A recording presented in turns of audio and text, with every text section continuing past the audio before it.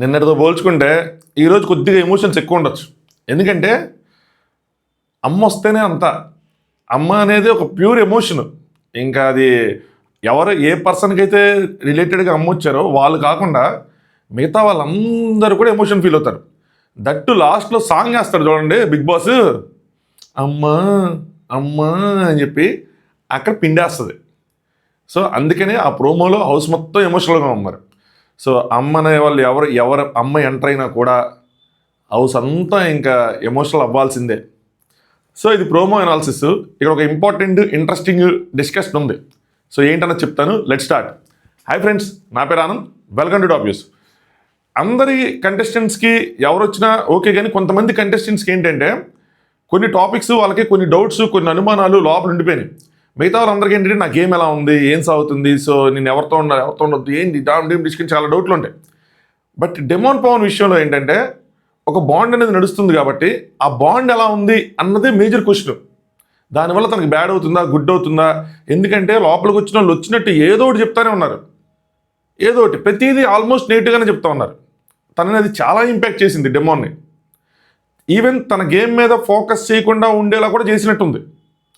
చాలాసార్లు ఇరిటేట్ అయిపోవటం, చాలాసార్లు ఈ గొడవలకి ఎక్కువ టైం స్పెండ్ చేయటం, ఈ ఆర్గ్యుమెంట్స్ మీద ఎక్కువ ఎనర్జీ కన్జ్యూమ్ చేయటం, వీటి మీద జరిగింది.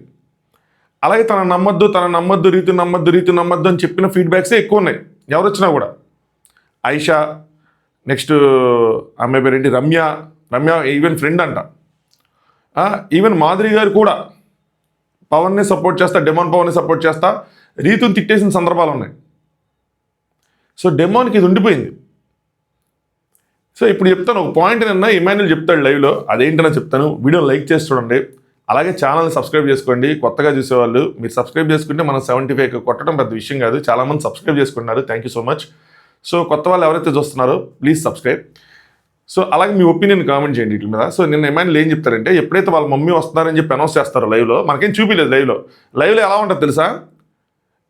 ఫ్రీజ్ మమ్మీ వస్తున్నారు అంటారు, కట్ చేస్తే మీ అమ్మ నువ్వు చాలా బాగుందిరా అని వస్తుంది.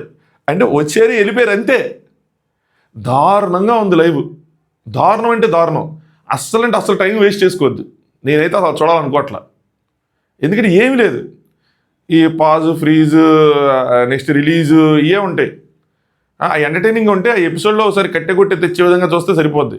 నేనే చెప్తున్నా. ఎందుకంటే నాకు పిచ్చ కోపం వచ్చింది.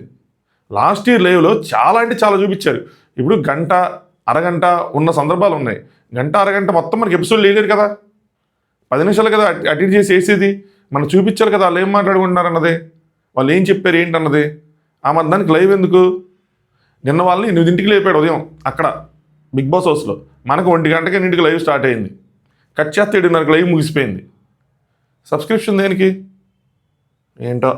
సరే, ఇమాన్యుల్ ఏమంటాడంటే వాళ్ళ మదర్ వస్తారని తెలిసినప్పుడు నీకు ఎటువంటి అనుమానాలు ఉన్నా ఏవి అమ్మ మాట ఇప్పుడు చూడు, అమ్మ మాట మాత్రం విను, అమ్మ ఏం చెప్తుందో జాగ్రత్తగా విను అని చెప్తాడు.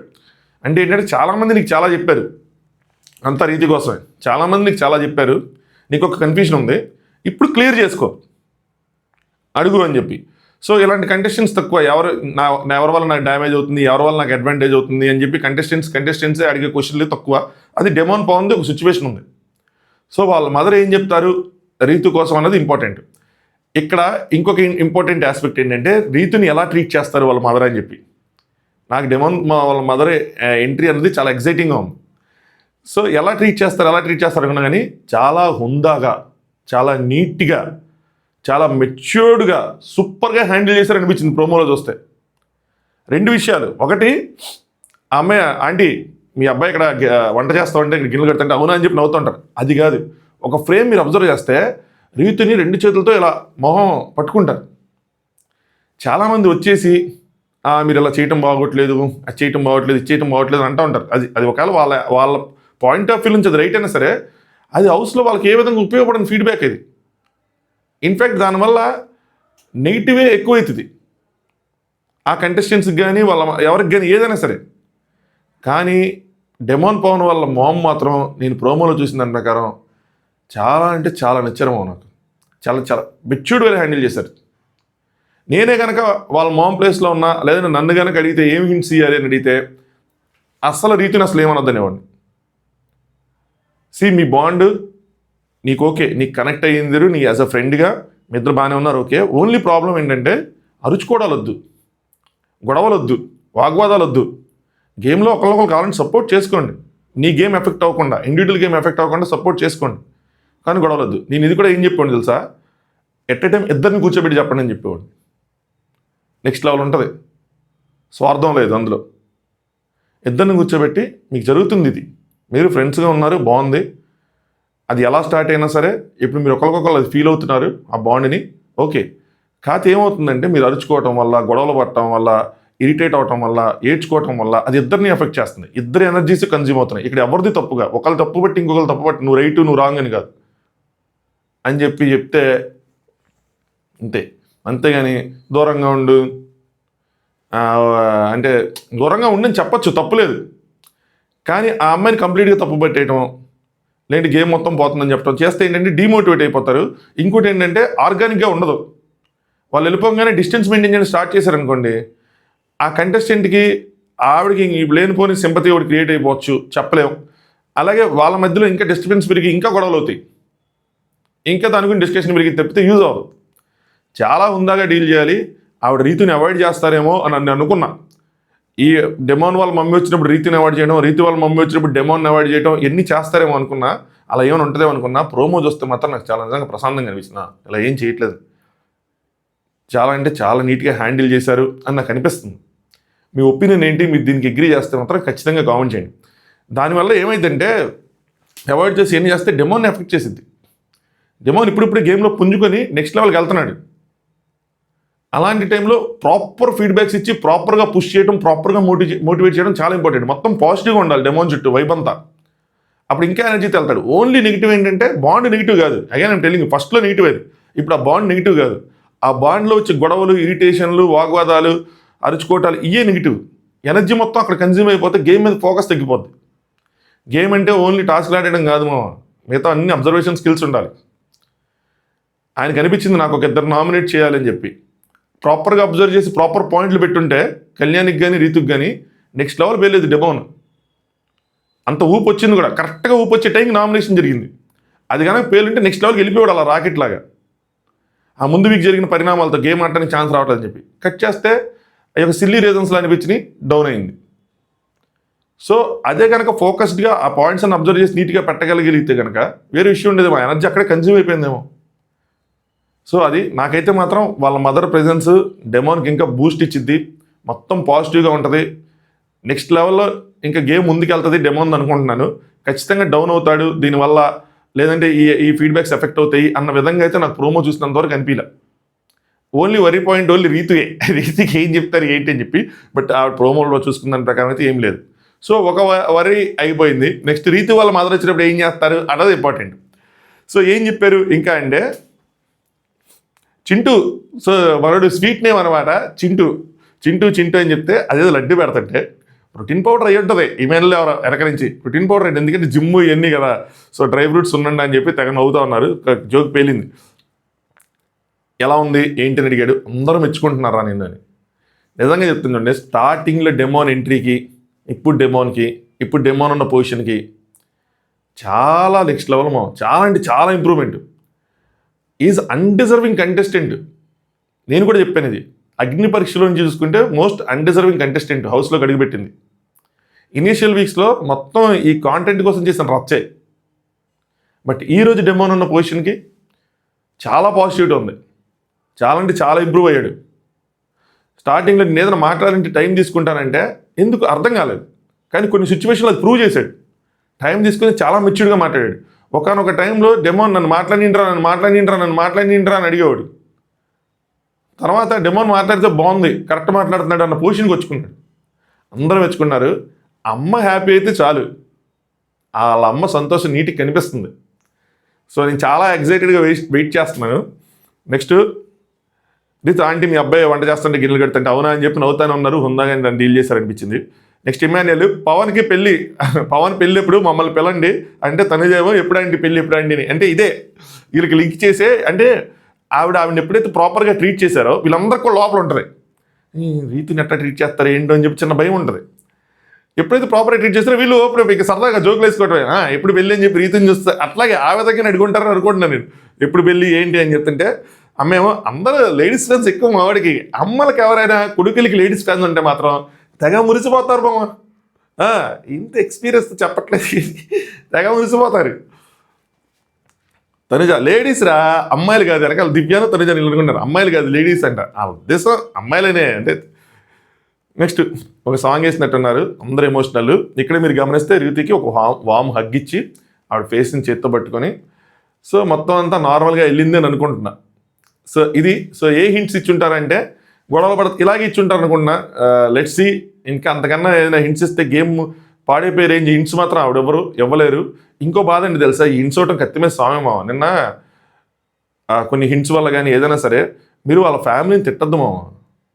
ఓకే, అది హింట్స్ బాగున్నాయా బాగాలేదా అక్కడ వరకు ఓకే, మిగతావన్నీ వేస్ట్ మాటలు. ఎవ్వరు వాళ్ళ వాళ్ళ వాళ్ళ గేమ్ చెడగొట్టుకోవాలని అనుకోరు కదా. కొన్ని ఏంటి తెలుసా, మనం ఎంత గేమ్ అబ్జర్వ్ చేసిన విధంగా అందరూ అబ్జర్వ్ చేయరు. కొంతమంది గేమ్ని ఎంజాయ్ చేస్తారు, అంటే షోని చూసి ఎంజాయ్ చేస్తారు అంతే. డీప్ లెవెల్ అబ్జర్వ్ చేసుకుని వీళ్ళు ఇలా చేస్తే బాగుంటుంది అలా చేస్తే బాగుంటుంది ఇచ్చేస్తే అంత ఉండదు. అలాగే వాళ్ళకి ఏం చెప్పాలో కూడా తెలియదు గేమ్ కోసం. ఎవరో చెప్పిన తీసుకెళ్ళి చెప్తారు, చెప్పినప్పుడు అవి మారిపోవచ్చు కూడా, మాటలు వేరే రకంగా సౌండ్ అవ్వచ్చు. సో దాన్ని మనం తప్పట్టడానికి లేదు. ఇప్పుడు వీళ్ళు మదర్ చెప్పినా కూడా ఇంటెన్షన్ ఒకటి అయి ఉంటుంది. మాటలు ఒకలా వస్తాయి, మనకు ఒకలా కన్వే అవ్వచ్చు, డెమోన్కి ఒకలా కన్వే అవ్వచ్చు. సో మనం అంటే గేమ్లో ఉంటాం, గేమ్ గురించి మాట్లాడుకుంటాం, 24/7 బిగ్ బాస్ మైండ్ సెట్తో ఉంటాం. కాబట్టి మన మాటలు మన పదాల అమరిక కానీ ఆ యూసేజ్ కానీ ఎక్కడ ఏ పదం పెట్టాలి కానీ మనకు తెలుస్తుంది. తెలియదు కదా ఫ్యామిలీకి.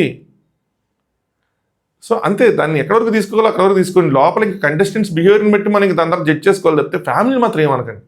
సో నాకు ఇప్పుడు వీళ్ళ మదర్ ఏం చెప్తారు, ఏ ఉద్దేశంతో చెప్తారు, ఎలాంటి అక్కడ ఎలా కన్వే అయ్యిద్ది అన్నది ఒక చిన్న భయం ఉంది నాకు. ఈ ఫ్యామిలీ మెంబర్స్ ఎవరు వచ్చినా కూడా ఉంటుంది, పాప వాళ్ళకి వెళ్ళిపోయేలా చెప్తారా, ఏం చెప్తారు ఏంటి అని చెప్పి. కొంచెం నీట్ అంటే గేమ్ 24 గంటలు గేమ్లో ఉండరు కాబట్టి ఆ పదాలు కూడా వీళ్ళు కొంచెం తెలిసి తెలియక ఉంటాయి కాబట్టి ఎలా పెడతారన్నది ఇంపార్టెంట్. అది. సో లైక్ చేయండి, ఛానల్ని సబ్స్క్రైబ్ చేసుకోండి. ఇంకొక మాట చెప్తాను, ఇప్పటివరకు లైక్ చేశారా? లైక్ చేస్తే ఫస్ట్ లైక్ చేయండి, సబ్స్క్రైబ్ చేసుకోండి.